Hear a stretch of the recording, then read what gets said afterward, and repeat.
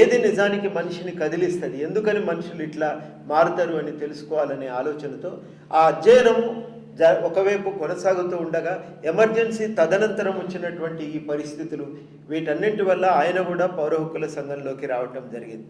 అప్పటికి పౌర హక్కుల సంఘంలో పనిచేసిన వాళ్ళందరికీ ప్రామాణికమైన గ్రంథం struggle for civil liberties. Ram Manohar Lohia ప్రపంచంలో ఒక పేరుగాంచినటువంటి మేధావి. ఇప్పటికీ భారతదేశంలో నిజానికి ఆయన గురించినటువంటి అధ్యయనం కొంతమంది సోషలిస్టులకే పరిమితమైంది, కానీ నిజానికి ఇవాళ భారతదేశంలో మనం ఒక మంచి మేధావిగా అధ్యయనం చేయవలసినటువంటి వ్యక్తుల్లో రామ్ మనోహర్ లోహియా ఒకరు. రామ్ మనోహర్ లోహియా తన వీల్స్ ఆఫ్ హిస్టరీ కానీ అన్ని పుస్తకాల్లో కూడా ప్రధానంగా చెప్పిన మాట ఏంటంటే, పౌర హక్కుల పరిరక్షణ అనేది ప్రపంచంలో ఎక్కడైనా కానీ ఆధిపత్యానికి వ్యతిరేకంగా ప్రజలు కొట్లాడే సందర్భం నుంచే ఆ పౌర హక్కుల పరిరక్షణ అవసరం అనేది ముందుకు వస్తుంది అని లోహియా గారు అన్నారు. ఇది ఎందుకు ముఖ్యమని అంటున్నా అంటే, పౌర హక్కుల సిద్ధాంతము మనం ప్రపంచవ్యాప్తంగా చూసినప్పుడు జేఎస్ మిల్ కానీ జాన్ లాక్ కానీ ఇట్లాంటి రచయితలందరూ కూడా పెద్ద ఎత్తున పౌర హక్కుల గురించి రాశారు. వాళ్ళప్పుడు ఆ కాలంలో వాళ్ళు చెప్పింది ఏంటంటే, మనిషికి పుట్టుకతో సహజంగా హక్కులు వస్తాయి, ఆ హక్కులు లేకుండా మనం మనిషిలాగా బతకలేమనే మాట వాళ్ళు చెప్పటం జరిగింది. కానీ లోహియా దాన్ని సవరించండి. హక్కులు అనేవి సహజంగా రావు, ఆధిపత్యాన్ని ప్రశ్నించే క్రమం నుంచి హక్కులు అనేవి పుట్టుకొస్తాయి. ఆ హక్కుల పరిరక్షణ అనేది సమాజము శాంతియుతంగా ఎదగటానికి మారటానికి ఉపయోగపడుతుంది అనే మాట లోహియా గారు చెప్పటం జరిగింది. దాని వెలుగులోనే భారతదేశంలో హక్కుల ఉద్యమం తన కర్తవ్యాలను నిర్ణయించుకోండి. బాలగోపాలు కానీ ఇంకెవరైనా కానీ ఆ కాలంలో ఈ స్ట్రగుల్ ఫర్ సివిల్ లిబర్టీస్ అనేది ప్రామాణిక గ్రంథం. మాకు పౌర హక్కుల ఉద్యమంలో చేరినప్పుడు ఈ పుస్తకం ఇచ్చి ఇది చదివితే చాలు పౌర హక్కుల ఉద్యమంలో ఎట్లా పనిచేయాలనో అర్థమవుతుంది అని మాకు చాలామంది చెప్పేవాళ్ళు. దాన్ని జాగ్రత్తగా చదువుకొని చాలా కాలం ఎవరు మర్చిపోయింది, కానీ ఇప్పుడు మళ్ళీ ఈ మధ్య కాలంలోనే దాన్ని రీప్రింట్ చేయటం జరిగింది. ఈ స్ట్రగుల్ ఫర్ సివిల్ లిబర్టీస్ నేపథ్యంలోనే కార్యక్రమాలు అనేవి జరుగుతూ వచ్చినాయి. ఆ రోజుల్లో ఉన్న పరిస్థితుల్లో మనకు ఆంధ్రప్రదేశ్లో ప్రధానంగా ఒకవైపు నక్సల్బరీ ఉద్యమం, దాన్ని అణిచివేయాలని ప్రభుత్వం చేసే ప్రయత్నం, ఈ రెండింటి వల్ల విపరీతమైన హక్కుల అణిచివేత అనేది మన దగ్గర కొనసాగుతూ వచ్చింది. కనుక పౌర హక్కుల సంఘం అక్కడ ఉన్న ప్రత్యేకమైన పరిస్థితుల్లో ఆ ప్రజల యొక్క హక్కులను కాపాడాలనే ఆలోచనతోనే ముందుకు సాగుతూ వచ్చింది. తీవ్రమైన విమర్శలు వచ్చినాయి, దాడులు కూడా జరిగినాయి బాలగోపాల్ మీద. ఆ కాలంలో 84 నుంచి 90 దాకా పెద్ద ఎత్తున దాడులు జరిగినాయి. తర్వాత కొంత పరిస్థితులు మారినాయి. అప్పుడు పోలీసులకు వచ్చిన ప్రధానమైన కోపం ఏంటంటే, మీరెవరు మమ్మల్ని అడగటానికి, అంతకు మించి ఇంకో కారణమే లేదు వాళ్ళు కొట్టడానికి, ఇంకొక ప్రత్యేకమైనటువంటి పరిస్థితి కూడా మనం ఏం చూపించడానికి లేదు. నిజానికి 85 దాకా నక్సలైట్లకు పోలీసులకు మధ్యన వివాదాలు కూడా లేవు. అప్పటికింత పెద్ద ఎత్తున సాయుధ బలగాలు గవర్నమెంట్ దించలేదు, వీళ్ళు కూడా పెద్ద ఎత్తున దళాలను వీళ్ళు ఉపయోగించలేదు. ఎక్కడికక్కడ శాంతియుతంగానే ప్రజా ఆందోళనలు జరుగుతూ ఉండేవి. తమ ఆక్రమించుకున్న భూములు వెనుకకి ఇవ్వాలని, వెట్టిపోవాలని ఇట్లాంటి డిమాండ్స్తో ఎక్కడికక్కడ ఉద్యమాలు జరుగుతూ ఉండేవి. కనుక 85, 86 దాకా ఎటువంటి అక్కడ నిజానికి ఘర్షణ వాతావరణం కూడా ఉండేది కాదు. కానీ పోలీస్ స్టేషన్లో మాత్రం విపరీతంగా పౌర హక్కుల సంఘం అంటే కోపం ఉండేది, దాడులు చేసేది. సరే, బయటికి చెప్పేదైతే వీళ్ళంతా నక్సలైట్లకు ఏజెంట్లు అనే మాట అనేది, కానీ వాస్తవ పరిస్థితులు వేరు. వాస్తవానికి ఎవరైనా కారణం వేరు. కారణం ఏంటంటే, పోలీసు వాళ్ళని అప్పటి వరకు ఎదిరించటం లేరు ఎవరు. మనందరికీ తెలిసి ఇక్కడ ఉన్న హాల్లో ఉన్న చాలామంది కూడా గుర్తుండే ఉంటుంది, పోలీసు వాళ్ళు వస్తున్నారంటే భయపడి పారిపోయేటువంటి కాలాలు అవి. వరంగల్లోనైతే మేము స్టూడెంట్స్గా ఉన్నప్పుడు అగ్గిబరాటా అనే ఒక ఆయన ఇన్స్పెక్టర్ ఉండే, ఆయన పేరు షమీం అని ఎవరికి తెలియదు, ఆయన అగ్గిబరాటా అంటేనే అందరికి తెలిసేది. ఆయన బుల్లెట్ సైకిల్ మోటార్ మీద వచ్చేది. ఆ సైకిల్ మోటార్ సప్పుడుంటే కాలేజీ గేటు ముందట నిలబడ్డాడు, కాలేజీ వెనకదాకా ఉరికేది, అంత భయం ఉండేది ఆ రోజు. ఆయన అట్లా ఎందుకు బెదిరించాలి, నేను ఎందుకు భయపడాలని ఎవరు ఆలోచించలే. పోలీసు వాళ్ళు అట్లనే బెదిరిస్తారు, మనం ఇట్లనే భయపడుతుండాలని చెప్పి అందరు అనుకున్నారు. కానీ మొదట వచ్చిన ప్రశ్న ఏంటంటే, నువ్వు కూడా చట్టం ప్రకారం పనిచేయాలి కదా, ఎందుకు పనిచేస్తలేవు అనే దగ్గర నుంచి చర్చ మొదలైంది. ఖమ్మంలో ఒక యువకులు కొంతమంది ఆ రోజు తారకం గారు పోలీసులు అరెస్టు చేస్తే అనే పుస్తకం రాసిండ్రు. అంటే అరెస్టు అనేది ప్రజాస్వామ్యంలో రూల్స్ ప్రకారం జరగాలి, విచారణ రూల్స్ ప్రకారం జరగాలి, శిక్ష కూడా రూల్స్ ప్రకారం వేయాలి. ఆ చర్చ జరుగుతున్నప్పుడు ఈ స్ట్రగుల్ ఫర్ ఈ పోలీసులు అరెస్ట్ చేస్తే అనే పుస్తకం ఈ విషయాలను వివరించింది. భారత శిక్షా స్మృతి ప్రకారం పోలీసులు ఎప్పుడు అరెస్ట్ చేయొచ్చు, అరెస్ట్ చేసినాక ఏం చేయాలి, అరెస్టు అయిన తర్వాత ఖైదీలకు అరెస్ట్ అయిన వ్యక్తికి ఎటువంటి హక్కులు ఉంటాయి రాజ్యాంగం ప్రకారం అనే వివరణ ఉంది. ఈ పుస్తకం చాలా పాపులర్ అయింది. ఆ రోజుల్లో కమాండో అనేటువంటి మ్యాగజైన్ కూడా దాన్ని సీరియలైజ్ చేసి అచ్చువేసింది. 16 ప్రతులు అమ్ముడు పోయినాయి. మన దగ్గర అమెరికాలో కదా ఈ రైట్స్ ఆఫ్ మ్యాన్ కైండ్ పుస్తకం అమ్ముడు పోయినట్టు, ఎస్ఎస్ ఇన్ కామన్ సెన్స్, ఇవన్నీ అమ్ముడు పోయినట్టే ఆ రోజుల్లో తారకం గారి పుస్తకం అన్ని ముద్రణలు వచ్చినాయి, అన్ని వేల కాపీలు సర్క్యులేట్ అయినాయి. ఖమ్మంలో 2 యువకుల చేతిలో ఆ పుస్తకం ఉండే. ఒకరోజు వాళ్ళ ఇంటి మీదకి పోలీసు వాళ్ళు పోయి రాత్రి రైడ్ చేస్తే, నువ్వు రైడ్ చేస్తున్నావు నిజమే కానీ రూల్స్ ప్రకారం వారెంట్తో రావాలి, వారెంట్ ఉందా, ఏ అరెస్ట్ చేయడానికి వారెంట్ ఉండాలి, వారెంట్ ఉన్నదా, అరెస్ట్ చేసినా కానీ నన్ను కొట్టడానికి వీల్లేదు, ఇవన్నీ వాళ్ళు చెప్పారు. నీకు ఎవరు చెప్పారు అని అడిగిండు ఎస్ఐ. వాళ్ళు పుస్తకం తీసుకొచ్చి చూపించారు. చూపిస్తే అది చూసి చింపి కింద వారేసి అప్పుడు ఇన్స్పెక్టర్ ఆయన అడిగిండు, ఇప్పుడు చెప్పురా భయ్, నీకు ఇవ్వండి, నీ హక్కులు నీ కాగితాలు ఏం చేస్తావు ఇప్పుడు చెప్పు అని మీద పడి కొట్టిండు. అంటే అది పరిస్థితి. ఆ పరిస్థితుల్లో పోయి పోలీస్ స్టేషన్లోకి పోయి మాట్లాడి పలానా ఆయన అరెస్ట్ చేసినవట, ఎందుకు వదిలిపెట్టావు, లేదా పలానా ఆయనను విచ్చలవిడి దౌర్జన్యం ఉండేది. పోలీసులు కూడా అందరినీ బట్టలు ఇప్పించి నగ్నంగా కూర్చోబెట్టడం, ఒకలి మూత్రం ఇంకొకరి చేత తాగించటం, విపరీతంగా మీదబడి కొట్టడం, రోకలు బండలు ఎక్కించటం, రాకెట్ ట్రీట్మెంటు, ఇవన్నీ వాళ్ళు పెట్టుకున్న షాక్ ట్రీట్మెంటు, ఇవన్నీ పద్ధతుల్లో హింస పోలీసులు ప్రయోగిస్తూ ఉండేది.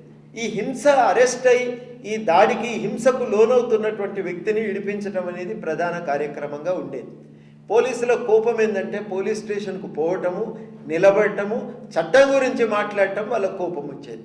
మీరెవరు మాకు చట్టం చెప్పేది, మాకు పోలీసు వాళ్ళం, మేము ఇష్టం వచ్చినట్టుగా ప్రవర్తించవచ్చు, మా ఎస్పీ గారు చెప్పినరు మా ఇష్టం అని చెప్పేది వాళ్ళు.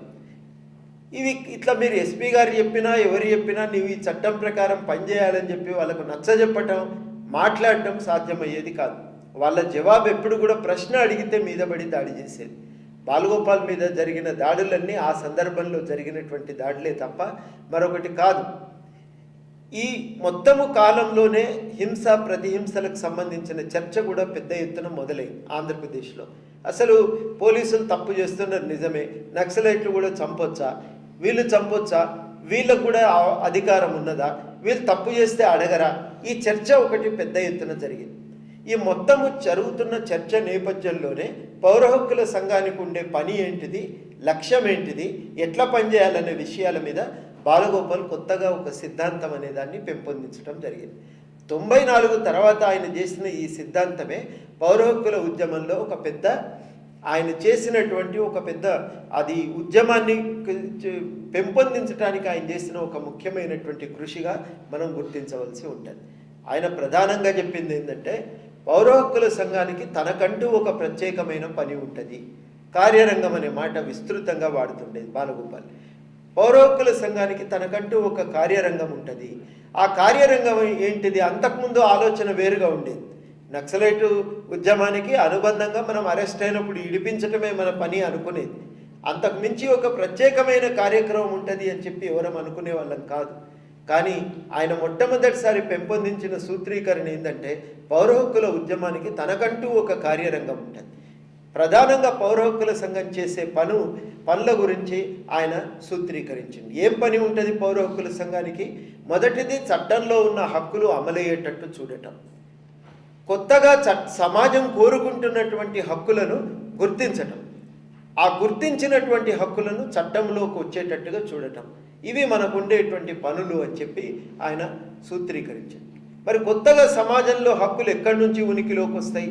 అక్కడనే రామ్ మనోహర్ లోహియా చెప్పినట్టు సమాజంలోని ఉద్యమాల నుంచే ఈ హక్కులు అనేవి పుట్టుకొస్తాయి. ఒక్కొక్క ఉద్యమం ఒక్కొక్క రకమైనటువంటి హక్కులను డిమాండ్ చేస్తూ ఉంటుంది. ఇవాళ తెలంగాణ ఉద్యమం ప్రాంతీయ అసమానతలకు వ్యతిరేకంగా ప్రశ్నలు లేవనెత్తుతున్నది. ఒక ప్రాంతానికి ఇంకొక ప్రాంతం పైన పెత్తనం ఉండటానికి వీల్లేదు. ఏ ప్రాంత వనరులు ఆ ప్రాంత వికాసానికి ఉపయోగపడవలసిందే.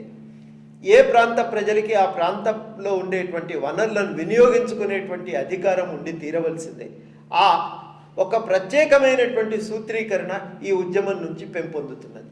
ఆ డిమాండ్ను ఒక హక్కుగా రూపొందించటం, ఆ హక్కును చట్టబద్ధం చేయటం అనేదే పౌర హక్కుల సంఘానికి సంబంధించిన ఒక కార్యక్రమంగా ఉంటుంది అని చెప్పి బాలగోపాల్ పేర్కొన్నాడు.